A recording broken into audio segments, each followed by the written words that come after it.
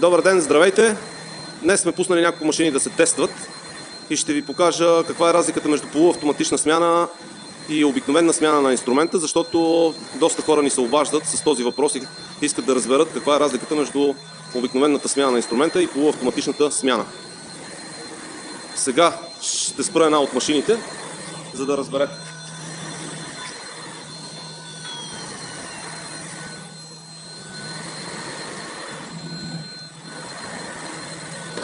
За обикновената смяна, за да смените инструмента, трябва да махнете предпазната четка, тя се закопчава.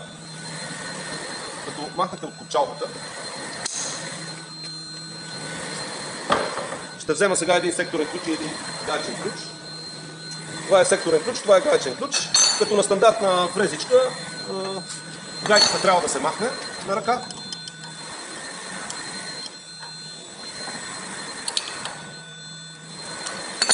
Разхлабваме гайката, след като сме разхлабили гайката, махаме инструмента. След като сме махнали инструмента, слагаме друг, с който трябва да работим, вадим сензор за зануляване и зануляваме инструмента.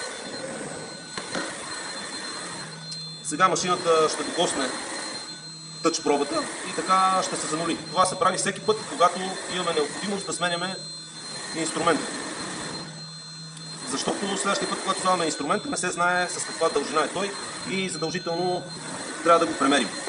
Сега ще спра другата машина и ще ви покажа каква е полуавтоматичната смяна.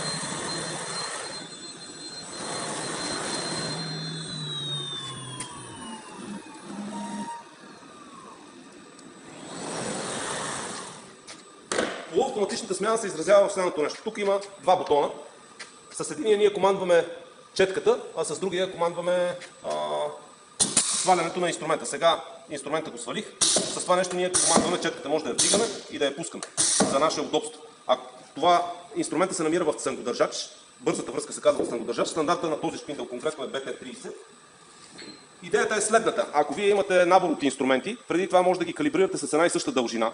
Цънкодържача плюс инструмента. Така че когато машината спре, просто да натиснете бутона, който е за смяната.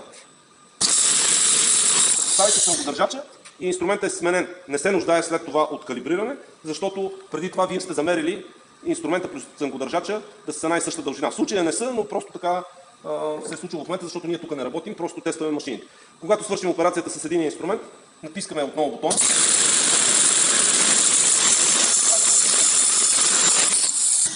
След което продължаваме да работим. Това е за днес. Желая ви лек ден!